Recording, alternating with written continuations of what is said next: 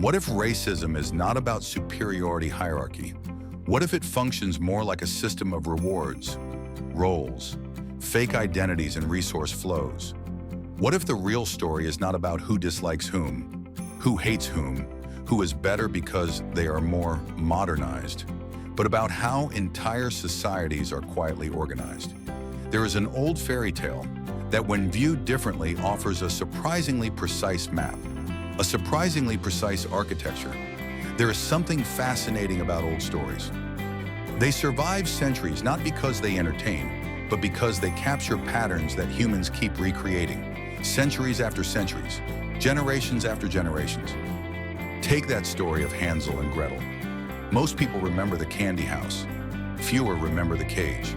Even fewer notice the trickster arrangement.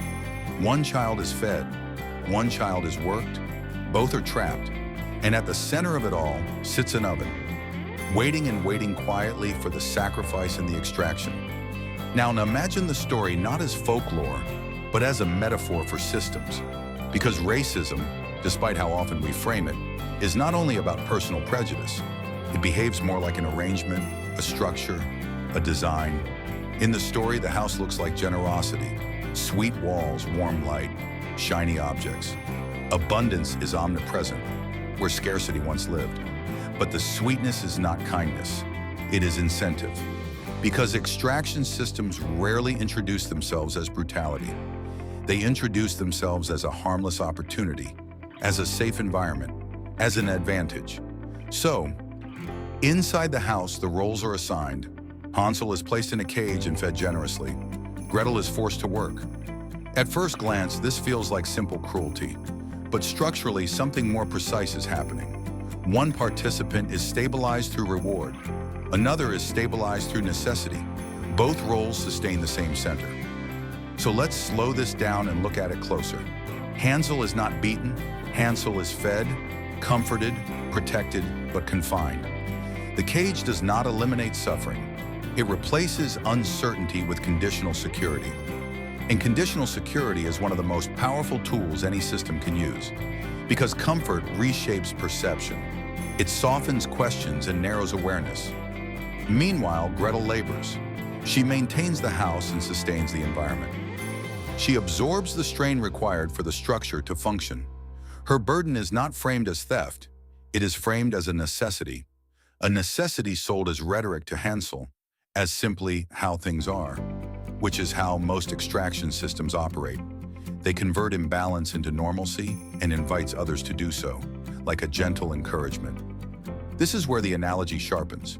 Racism at scale behaves less like hatred alone and more like allocation. Who receives insulation, who absorbs friction, who experiences mobility, who experiences constraint, who benefits from the design, who sustains it. One of the great misunderstandings about racism is the belief that it requires constant, conscious hostility from individuals.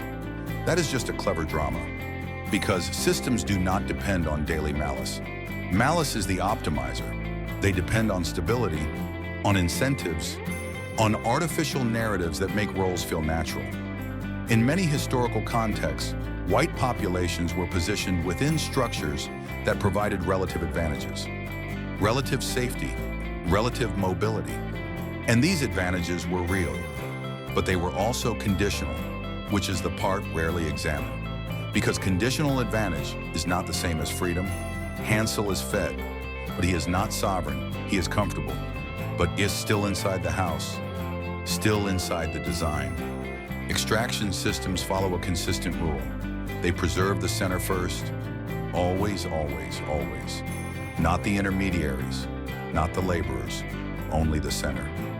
History quietly confirms this pattern again and again, through shifting economies, through collapsing protections, through rearranged hierarchies, because privilege within an extraction system is rarely ownership.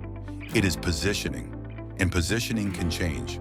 Meanwhile, the burdens carried by Black communities and other racialized groups were not accidental distortions. They were foundational components of wealth creation: labor, land, bodies, culture, energy. When worth becomes comparative rather than inherent, social arrangements reorganize around hierarchy. I am secure because I am above. I am safe because someone else is below. These narratives were also taught to all hierarchies of intermediaries.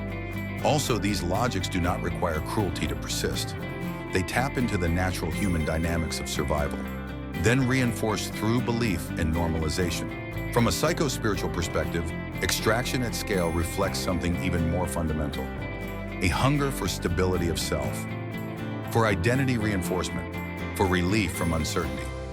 When connection to intrinsic sufficiency weakens, people often seek sufficiency externally, through accumulation, through dominance, through comparison.